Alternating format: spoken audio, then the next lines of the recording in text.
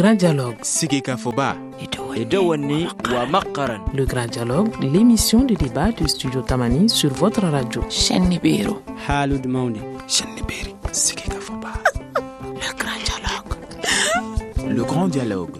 Mesdames, Messieurs, bonsoir. Merci de nous recevoir chez vous. Le Grand Dialogue d'aujourd'hui réfléchit sur les 2 ans de gestion du président Ibrahim Boubacar Keïta au pouvoir. Nous avons 3 invités pour débattre donc de cette question. Un analyste politique, Baba Dakono, et un représentant de la majorité et un de l'opposition, Boulan Baro du Séni de Faso Iriwaton, parti de la majorité présidentielle, Maître Ibrahim Kramoko Koulibaly de l'URD, parti de l'opposition. Merci à vous, messieurs, pour votre disponibilité et bienvenue à cette émission. Je suis Famoussa Sidibé, Nouhoumdire est à la technique.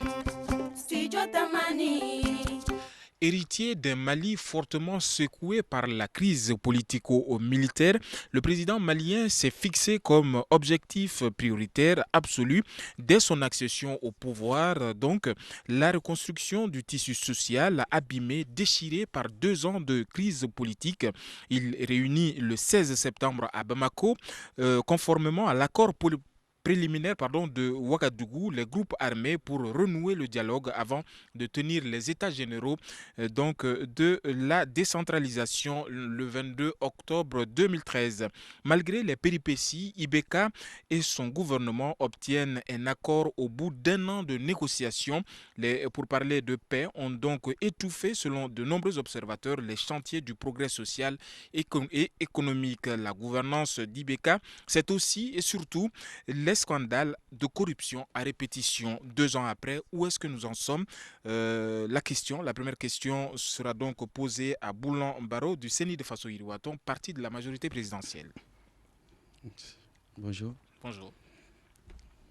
La 2 question? ans après, Oui. où est-ce que nous en sommes avec le bilan du président Ibeka? Merci beaucoup. Je salue tous les invités. Baba Dakono et M. Karamongo Koulibaly de l'URD, de l'opposition. Je salue aussi les studios Tamani pour avoir connaître ce cap, savoir parce que c'est aujourd'hui. Nous permettre d'échanger sur la vie de la nation. Alors, vous me parlez des bilans. Je ne pense pas que l'heure n'est pas au bilan. On peut évaluer l'heure du bilan. Le président Ibeka l'a affiché lors de son interview. Le bilan, c'est 5 ans. C'est 5 ans. On peut dresser les bilans au bout de 5 ans, mais on peut évaluer à partir de 10 ans. Donc, l'évaluation que nous faisons, je peux dire qu'on a le cap est bon. Le cap est bon. Au cours du débat, on peut démontrer que le cap est bon. Alors, quelle est la vision de l'opposition par rapport à ces 2 ans de gestion du président Ibrahim Boubacar Keïta? Maître Ibrahim Kramoko Koulibaly de l'URD. Je voudrais, avec votre permission, rectifier. C'est Maître Boubacar Karamoko Koulibaly. Autant pour moi. Boubacar. Maître Boubacar Karamoko Koulibaly. Ok. Je vous remercie d'avoir pris l'initiative d'organiser ce débat-là. Et j'en profite, courtoisie oblige, pour saluer les invités qui sont autour de la table ce soir et vous-même, l'organisateur, l'animateur. Merci.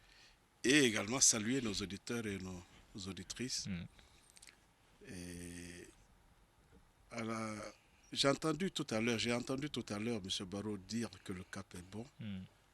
Mais j'ai dit, si c'est ça le cap, je pense que d'ici 5 ans, le Mali n'existera plus parce qu'on va à la catastrophe si on continue comme ça. Et c'est une déception totale, les 2 ans. Déception totale. L'arbre ne peut cacher la forêt. Ce n'est pas parce qu'on négocie pendant 1 an qu'on doit se détourner des autres chantiers de la République. Cela ne peut être un argument recevable. Donc, si j'ai à noter, je dirais 0 sur 20. D'accord. Alors, la vision donc de l'analyste à ce débat, Baba Dakono, quelle est votre vision par rapport aux 2 ans d'Ibeka, le bilan? Merci Monsieur Sidibé. Comme mes prédécesseurs, dire bonsoir à tous les auditeurs des studios Tamani. Merci pour l'invitation, pour l'occasion donnée de m'exprimer sur cette question. Je reprends par rapport à ce que Boulan dit. Il dit le cap il est bon. Je pense que la plupart des observateurs aujourd'hui, ce qu'ils veulent, c'est en fait connaître ce cap, savoir parce que c'est aujourd'hui il est très difficile de dire voici le cap du gouvernement Mali aujourd'hui parce qu'il est très peu perceptible. Je n'aimerais pas avoir été élève de Maître Koulibaly, zéro, c'est un peu dur quand même.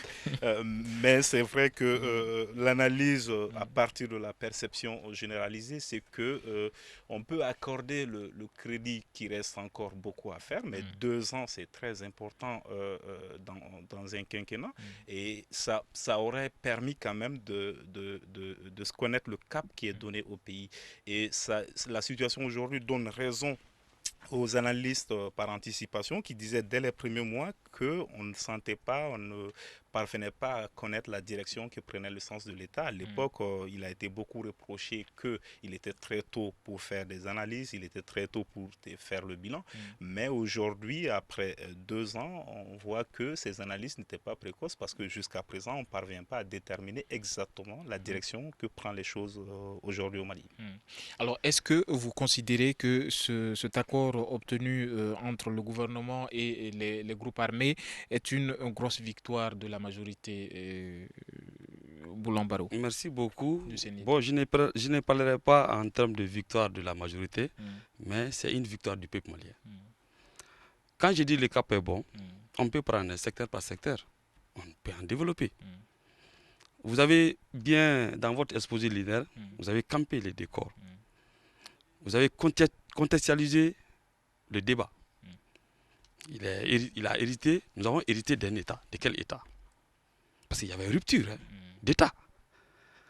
Ce n'est pas comme un président est venu dans un État normal, il assure la continuité d'État. Mais il y avait une rupture d'État. Aujourd'hui, personne ne peut dire que au moins l'État n'a pas de visage. On a un État, on a un visage.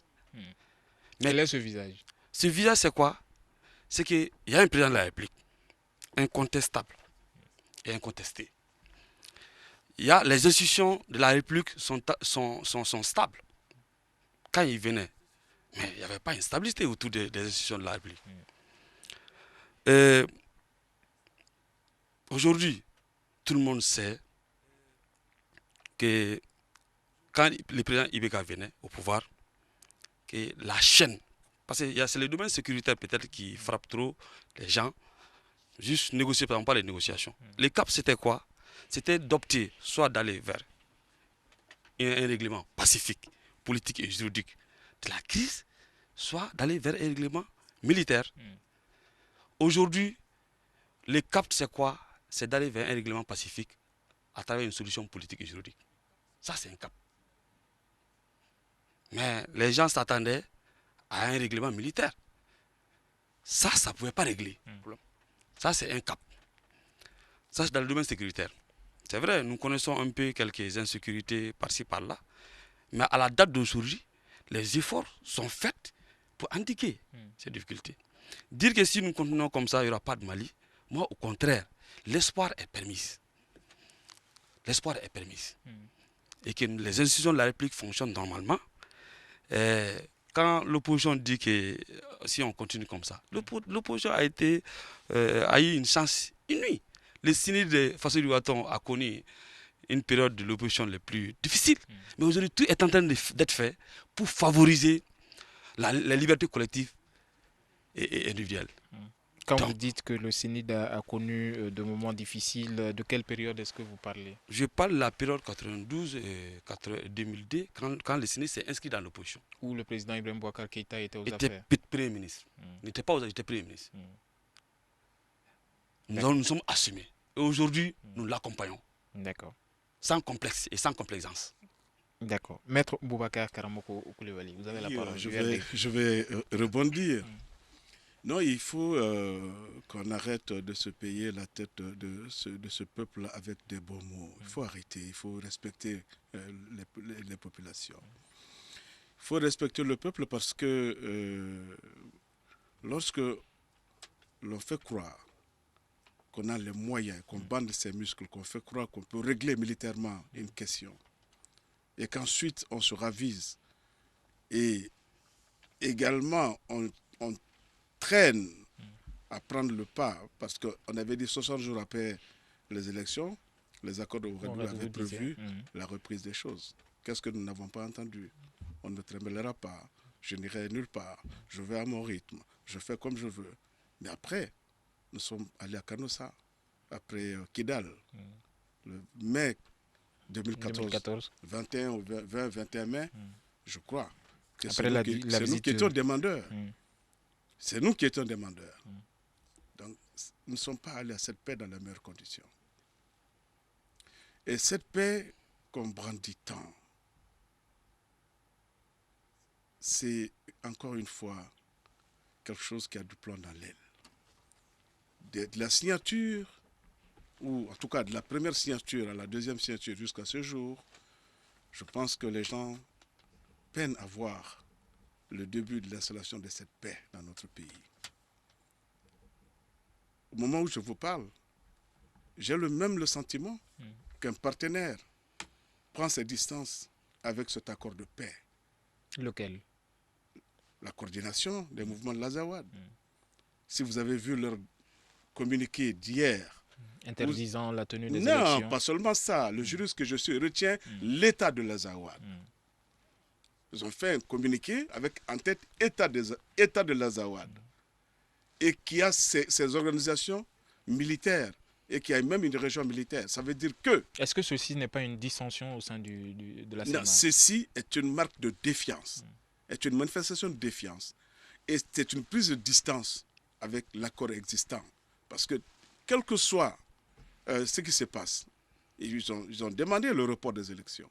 Ils peuvent ne pas obtenir le report. Mais s'ils font un communiqué, et oui, c'est intitulé État de l'Azawad, ça veut dire qu'ils ne se reconnaissent plus dans la République du Mali. Est-ce que ce communiqué signé donc d'un chef militaire peut engager toute la coordination? Vous pensez que si ce n'était pas le cas, il l'aurait fait? C'est quand même signé du chef d'état-major général adjoint de la CEMA. Et qu'à ce jour, je ne pense pas qu'il ait été démenti ou en tout cas qu'on ait remis en cause son communiqué. C'est ça la pratique de ce gouvernement-là, la fuite en avant. Donc quel poids donnez-vous à cet accord? Mais vous-même, évaluez. Qu'est-ce qu'on a obtenu là? Que des bons mots, on a fait venir le monde, on a applaudi, même si on a même manqué de délicatesse vis-à-vis d'un des invités le 15 mai. Et après, bon, on s'est... Je ne dirais pas pantalonnade, mais quand même, on a tout fait pour essayer de rattraper. Et depuis, nous sommes les meilleurs avocats de la MINUSMA. Non, ce que je veux dire, c'est que cette paix-là, c'est une chimère. Hein? C'est une arlésienne. On court après elle. On court après elle, mais elle ne se matérialise pas. Tout le monde sait qu'aujourd'hui, ça ne va pas dans ce pays-là. Même la mise en place des organes qui doivent donner une consistance, une réalité à cette paix-là, on n'arrive pas à les mettre en place. En parlant donc du comité de suivi, nous allons observer quelques secondes de pause, ensuite nous reprendrons le cours de cette émission. Vous écoutez Studio Tamani, votre avis nous intéresse. Écrivez vos commentaires et suggestions sur la page Facebook et dialoguez avec nous. Studio Tamani, c'est aussi les réseaux sociaux. Studio Tamani réfléchit aujourd'hui sur les 2 ans du président Ibrahim Boubacar Keïta au pouvoir. Nous avons donc la participation de Boulan Baro du Sénat de Faso Iriwaton, Baba Dakono, analyste politique, chercheur, et maître Boubacar Kramoko Koulibaly du parti URD, parti de l'opposition. Alors, je vous donne la parole pour clore ce que vous étiez. Oui. Non, en fait, aujourd'hui, l'opposition dit que l'opposition doit se sentir à l'aise, l'opposition doit être heureuse. Mais vous savez, ce gouvernement-là ne nous a rien donné. Et nous n'avons rien demandé. Ce dont nous profitons aujourd'hui est le fruit de la lutte du peuple malien de mars 91. Même s'il se trouve qu'au sein de ce gouvernement-là, il y a quelques ministres qui ont tendance aujourd'hui à contester la valeur historique de mars 91. Mais toutes les libertés dont on parle, la Constitution de 1992, c'est le fruit de la lutte du peuple malien. Alors, pour clore... Donc nous ne devons rien à Mm. personne. Ça, nous le devons au peuple malien. Mm. Alors qu'on ne se méprenne pas, Parce que s'ils ont des dérives dictatoriales, si c'est comme ça qu'ils montrent leur vraie face, mais nous trouverons devant eux, nous trouverons sur leur route. Parce qu'on a combattu Moussa Traoré ici, à visage découvert. Alors ce n'est pas aujourd'hui qu'on va reculer. Personne n'apprendra à devenir un dictateur sur notre dos. On ne laissera personne le faire. Donc, pour clore, je retiens la dernière partie et je reviens là-dessus. Quand vous dites les acquis de mars 91, vous tenez à les préserver. Durant ce mandat d'Ibrahim Boubacar Keïta, on a beaucoup vu le président Moussa Traoré. Est-ce que vous pensez que c'est une erreur de la part d'IBK de mettre Moussa Traoré en avant? Mais à chacun son républicain. Il a traité le grand républicain. Il est à l'aise avec lui. C'est son droit. Mais moi, je ne suis pas à l'aise avec Moussa Traoré. Pour la simple raison que ce monsieur n'a pas le sens de l'humilité. Jamais. Aucun Malien ne peut dire qu'il a entendu ce monsieur présenter des excuses au peuple malien. Pour la période dictatoriale. Pour la période, parce qu'on ne peut pas régner impunément. Ce n'est pas possible. C'est vrai qu'on n'est pas au temps de la Révolution française, où un roi a été jugé, condamné parce que au motif qu'on ne saurait régner impunément. Mais je pense que le minimum, c'était de dire, en tant que dirigeant, responsable de ce pays, en tant que musulman, s'il s'est avéré que j'ai fait du tort à un citoyen de ce pays-là, de présenter humblement les excuses. Mais dire, moi j'ai pardonné, alors, mais je ne demande pas pardon, c'est trop. Alors maintenant, si le président de la République se sent bien à sa compagnie, que grand bien lui fasse. Mais voilà, ce n'est pas mon cas. Et je continuerai d'être vigilant, au même titre que d'autres camarades, par rapport à cela. On ne fera de cadeau à personne. Parce que, vous savez, il faut que l'opinion nationale le comprenne bien. Il y a le ministre porte-parole du gouvernement, il n'y a pas très longtemps, au sujet d'un de nos communiqués. D'ailleurs, à ce propos-là, on a même failli pousser l'ORTM même au délit d'initié. Je viens parce que parce que le ministre porte-parole du gouvernement à l'époque a dit que dans d'autres pays, le communiqué qu'on a fait n'aurait pas été lu, n'aurait pas été diffusé. Et ce soir, vous avez entendu le frère du Sénat parler comme ça. Donc ça veut dire qu'il y a des tendances. Le régime commence à montrer son vrai visage. Mais que nul ne se trompe là-dessus. Nous ne sommes pas encore amortis. D'accord. Voilà. Alors, Baba Dakono, vous êtes analyste politique. Nous avons parlé de l'accord de paix. Nous voyons également la formation des militaires maliens. Est-ce que tout ceci doit être mis à l'actif du président de la République?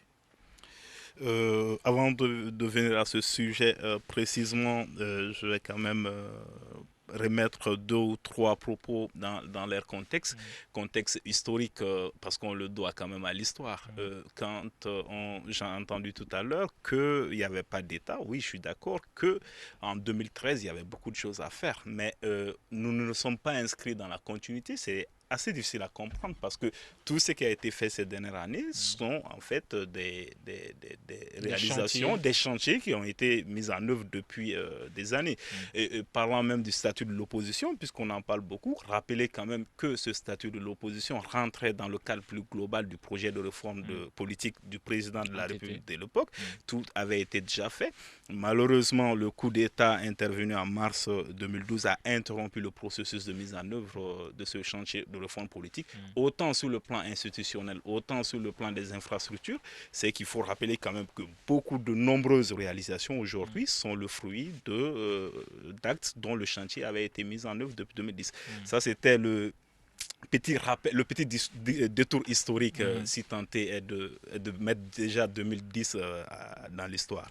Maintenant, sur votre question proprement dite de l'accord, je crois, et rappelez-moi Oui, l'accord, la formation des bataillons de l'UTM. Oui, donc tout ça, en fait, comme je le disais au début, il est très important. Il l'était déjà en 2013, quand le président de la République actuelle arrivait, de déterminer le cap, de déterminer une vision et d'inscrire tous les partenaires dans cette vision. Aujourd'hui, c'est encore plus important que hier.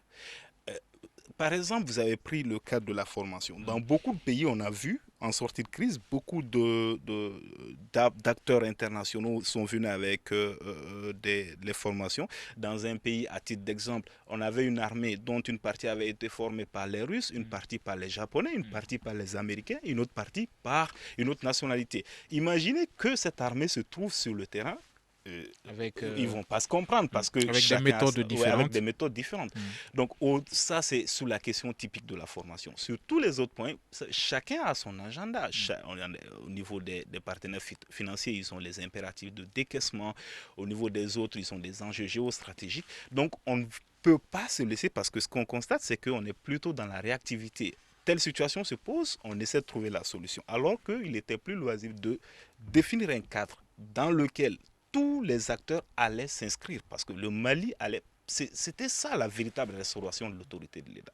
Que le Mali prenne le lead sur toutes les questions qui concernent la gestion de son territoire, tant du point de vue politique que du point de vue de l'administration. Ceci n'a pas été fait souvent. C'est très difficile, parce que c'est très difficile de dire aujourd'hui que ça a été fait. Je prends l'exemple vous savez, aujourd'hui, le Mali se trouve dans un espace géographique Sahel qui est très courtisé. J'ai un collègue qui a l'habitude de dire que c'est une demoiselle à la mode qui est courtisée par tout le monde. Ce qu'il faut retenir, c'est qu'une demoiselle ne reste pas très longtemps à la mode, et on doit aussi faire attention. Donc, dans le cadre de ces enjeux sahéliens, on a remarqué que presque tous les partenaires, du point de vue multi-acteurs bilatéraux, avaient des stratégies pour le Sahel. Et il était très important de coordonner toutes ces stratégies.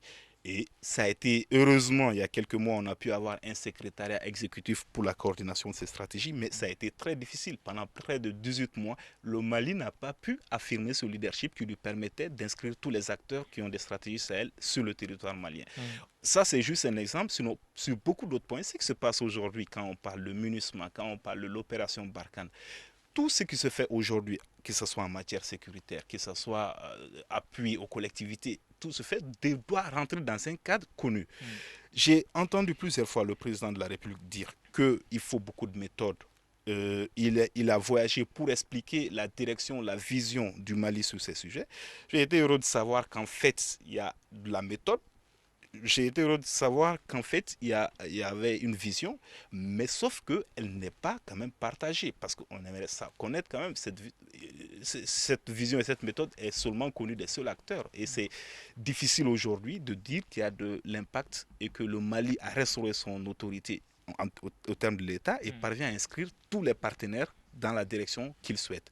Et pour finir, revenir un peu en arrière par rapport à ce que disait Boulan. Oui, bon, à ce qu'il disait Boulan et à ce qui a été dit par rapport sur la question de l'accord, quand même rappeler qu'aujourd'hui, c'est vrai qu'on a beaucoup tergiversé un moment, mais il va sans dire quand même que l'accord, on se rend compte dans la mise en œuvre partielle aujourd'hui, que cet accord ne résout pas tous les problèmes, surtout les problèmes de fond. On a la chance de pouvoir aujourd'hui réunir les Maliens encore sur cette question pour pouvoir résoudre tous les problèmes de fond. D'accord. Je vais vous donner la parole tout à l'heure, maître. Mais en attendant, nous débutons donc le chantier du développement social et économique. Alors, les progrès sociaux ne sont pas nombreux, certes, mais il y a quelques-uns qu'on peut donc retenir, notamment la hausse graduelle du salaire minimum, l'alignement salarial contractuel fonctionnaire de l'administration publique. Alors, peut-on considérer tout ça comme étant des acquis aujourd'hui et nous voyons également que tout ceci n'a pas résolu le problème de la corruption Boulan Barrow. Ok, merci beaucoup. Moi, je ne voudrais pas qu'on s'inscrive un peu dans l'historique. Parce que si on doit remonter jusqu'aux périodes de Moussa Traoré... Ça, c'est le factuel que je viens de dire tout à l'heure. Donc, pour moi, la paix, on a beaucoup parlé de la paix. Je tiens à dire aujourd'hui que la signature de l'accord n'est pas un décret pour la paix. Okay. On a la paix, ce chapitre. Oui, la paix, c'est un comportement. D'accord. Ah, d'accord. Donc maintenant, par rapport à ce que vous venez de souligner tout de suite, bon, apparemment, vous n'avez pas posé de questions.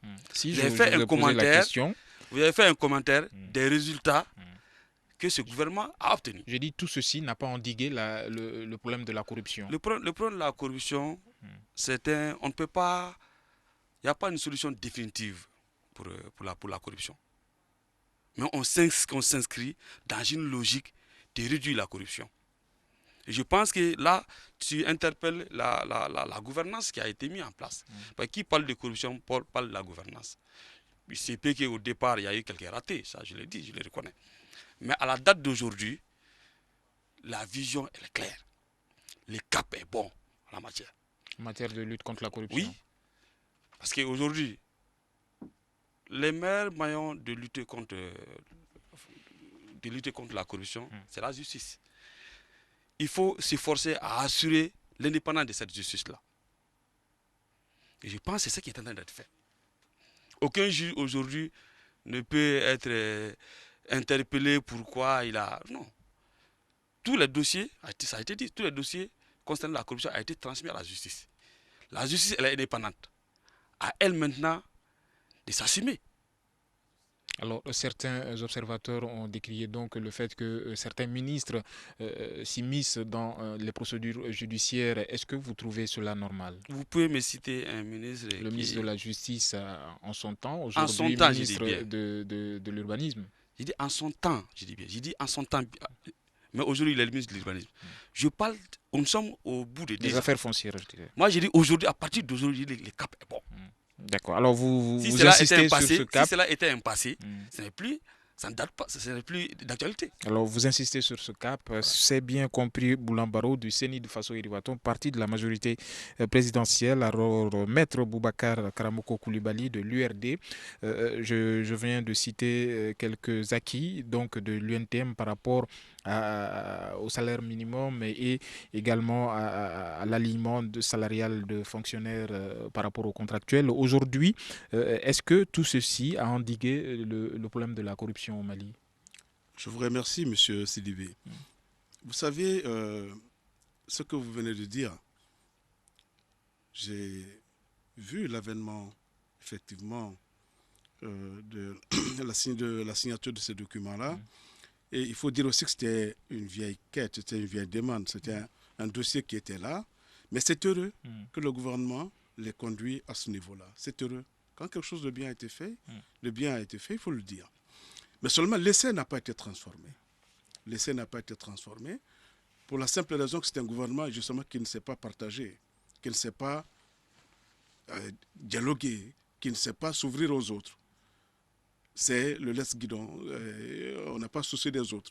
On est seul à détenir la vérité. Et la conséquence de tout ça, c'est quoi? C'est les grèves intempestives. Au niveau des impôts, c'est inimaginable dans un pays organisé que le service de l'assiette soit, comment dirais-je, se mette en grève. Gabriel Touré, hier soir, vous l'avez vu, l'ORTM est devenu le spectacle des syndicats qui viennent tous les jours dire, bon, nous avons retiré notre mot de grève, notre mot d'ordre de grève. Alors, vous savez, ça, c'est le signe d'un malaise. Un malaise généralisé au niveau de l'administration. Un malaise généralisé au niveau des populations parce que la vie est chère. Les citoyens vivent mal. Les gens tirent la langue. Et vous parlez de corruption. Je pense que je n'ai pas besoin de faire un dessin. Tout le monde a suivi les événements que ce pays a connus. Des événements qui ont amené même le Fonds monétaire international à se redire à un certain moment. Et même si on dit ça va, vous savez, en économie, on ne peut pas tromper les gens. Les faits sont têtus en économie. La réalité finit toujours par rattraper. Donc, ça ne va pas. Ça ne va pas. L'essai n'a pas été transformé. Un effort a été fait à un certain moment, mais ça s'est arrêté là.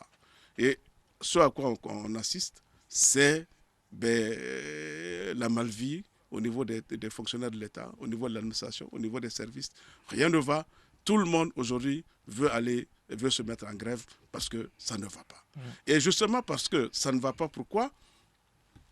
Ils constatent. Ça, c'est le rapport du vérificateur général. Moi, je ne jette la pierre à personne. Parce qu'en tant que juriste, je sais que tout le monde est réputé innocent jusqu'à preuve du contraire. Mais le vérificateur a mis le doigt sur un certain nombre d'éléments. Avant lui, tout le monde a vu ce qui s'est passé avec le fameux marché de l'avion, le fameux marché des équipements militaires, et d'autres également ont suivi. Alors tout ça, quand même le petit peuple suit. Le petit peuple est sensible à cela. Il ne peut plus adhérer à, comment dirais-je, aux politiques d'un gouvernement qui ne sait pas se faire comprendre, qui ne se partage pas, qui n'est pas à l'écoute du peuple. Quand on n'est pas à l'écoute du peuple, quand on est atteint d'autisme, ben ça ne peut pas marcher. Et ce n'est pas moi qui l'ai inventé. J'ai écouté le chef de l'État lui-même l'autre jour qui a dit « Je vais faire un effort désormais pour pouvoir être accessible ». Alors, donc, je laisse l'opinion apprécier. D'accord. Alors, nous allons observer quelques secondes de pause. Ensuite, nous reprendrons la dernière partie de cette émission. Une réaction, un avis, un commentaire. Réagissez sur la page Facebook de Studio Tamani et restez connectés avec nous. Studio Tamani sur les réseaux sociaux pour vous faire entendre. Studio Tamani réfléchit aujourd'hui sur les 2 ans de gestion du président Ibrahim Boubacar Keïta. Nous sommes avec 3 invités. Boulan Baro du Séné de Faso Yiriwaton, parti de la majorité présidentielle. Et Maître Boubacar Karamoko Koulibaly, parti du parti URD, parti de l'opposition. Et Baba Dakono, analyste politique et chercheur. Alors Baba Dakono, vous avez la parole pour nous résumer en quelque sorte le progrès social donc enregistré par le président Ibrahim Boubacar Keïta en 2 ans de gestion. Alors je l'ai dit tout à l'heure, des acquis au niveau donc des syndicats, mais également d'autres, notamment les inaugurations des infrastructures sociales de base. Alors aujourd'hui, est-ce que tout ceci viennent à bout de la corruption au Mali? Au début de votre propos, je me suis senti, j'ai dit, c'est Boulan qui devait faire le résumé des acquis sociaux quand même. Non, oui. Puisque le cap est bon du côté de Boulan. Oui, puisque le cap est bon du côté de... Non, mais il y a quand même il y a certaines choses qu'il faut remettre à l'actif de l'arrivée au pouvoir du président de la République actuelle.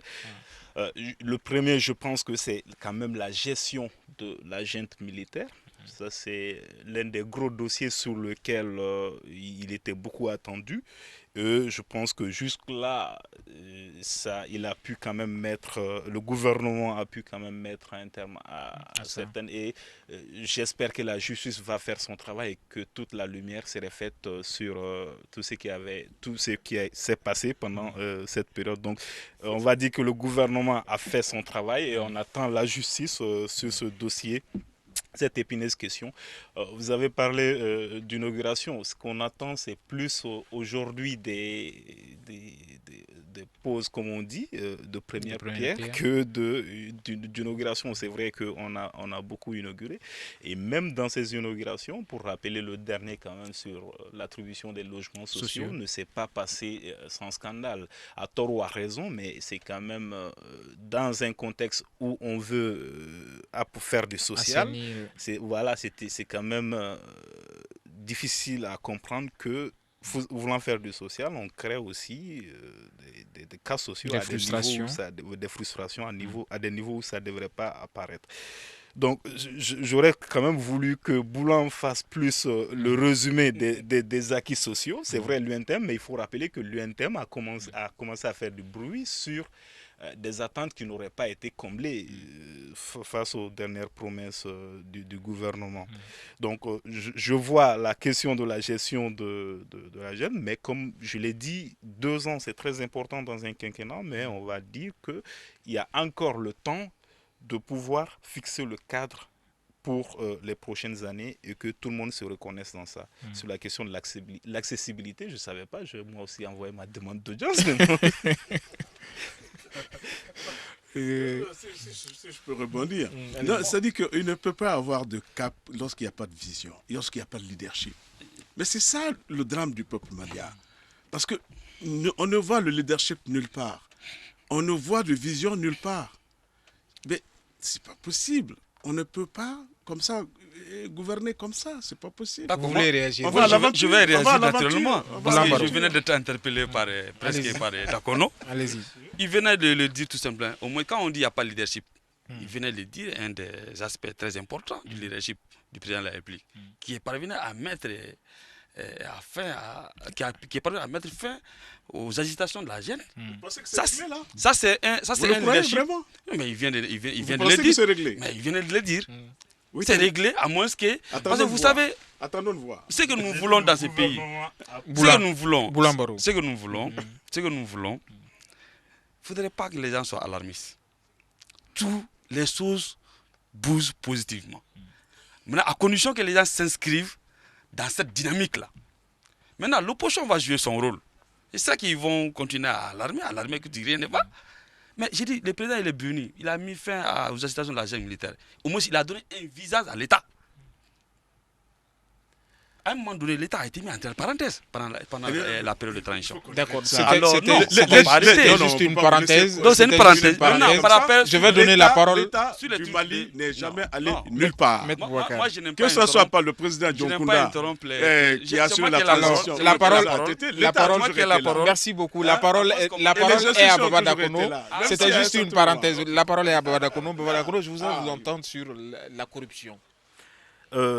C'est vrai que sur la question de la justice, quand même, il y a très peu de résultats, même si on va dire que depuis l'institution du bureau du vérificateur général, c'est quand même les quelques fois où même si ça se faisait dans le temps, ça se faisait quand même très discrètement. C'est-à-dire la gestion du rapport du vérificateur se faisait très discrètement, mais ces derniers temps quand même si on n'a pas les résultats souhaités, c'est que certains dossiers quand même qui découleraient du rapport du vérificateur général sont quand même transparents, juste même si on attend plus, parce que on a quand même vu des situations où des personnes auxquels on faisait beaucoup de reproches du point de vue de la justice se retrouvaient d'un autre côté, mais toujours avec le pouvoir et avec beaucoup plus de responsabilités dans la gestion de l'État.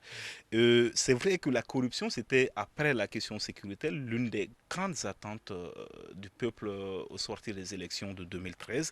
Et là, la déception, elle est quand même perceptible quand on discute aujourd'hui avec les concitoyens qui pensent que en fait, rien n'a changé depuis des années. Ce sont toujours les mêmes pratiques et le régime n'a pas pu apporter des solutions qui puissent endiguer. Cela peut se comprendre dans la mesure où ceux qui doivent aujourd'hui faire la lutte contre la corruption sont les premiers bénéficiaires de la corruption.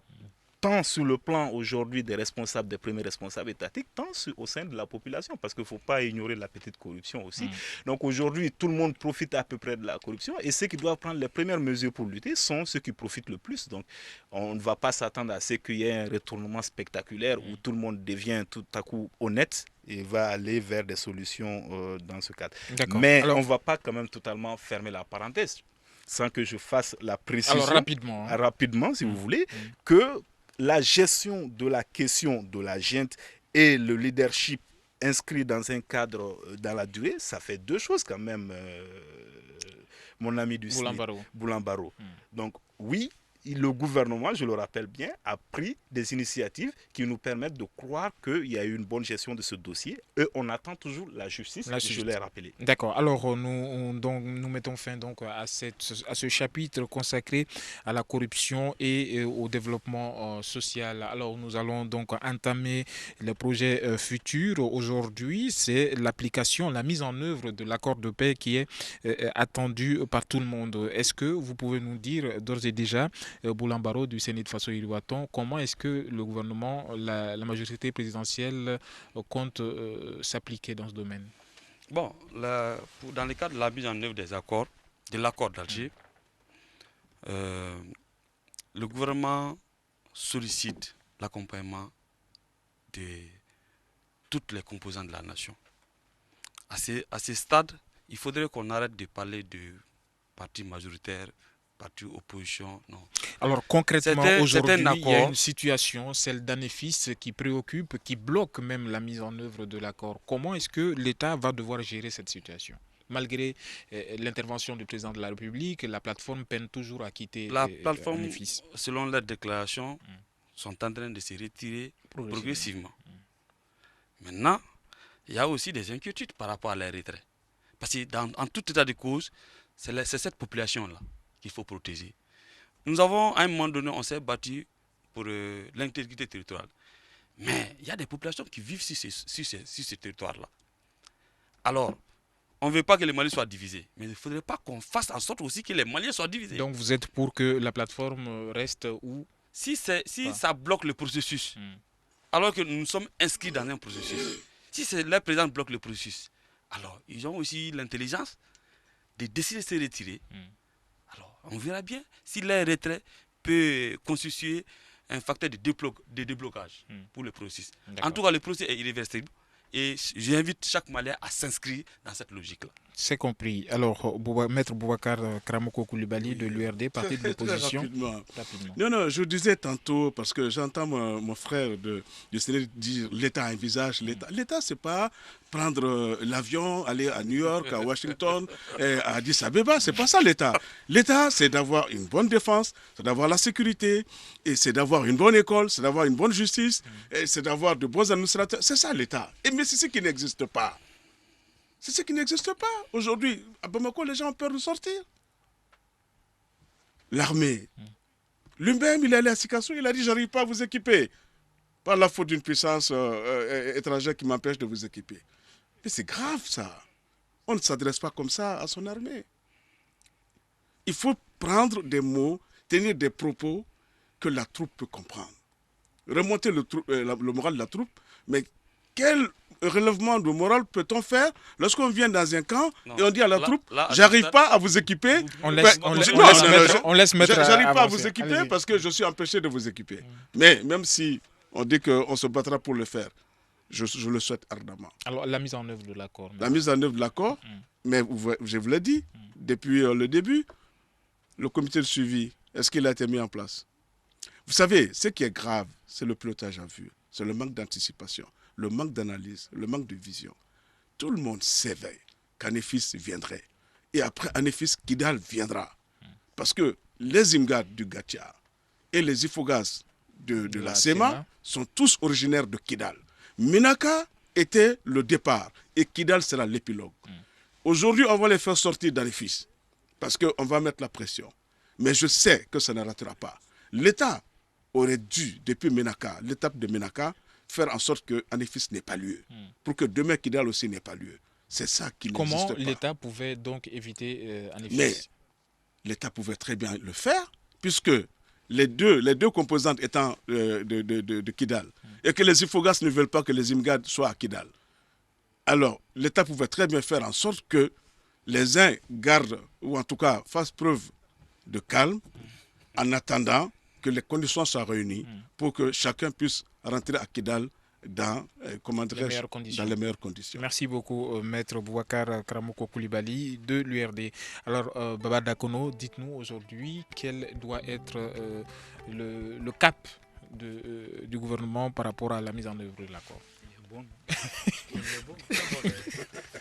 Non, ce qui est extraordinaire dans la gestion de cette crise, c'est qu'au départ, on parlait de plus gestion de la crise pour trouver une solution durable, sinon une solution définitive à cette crise.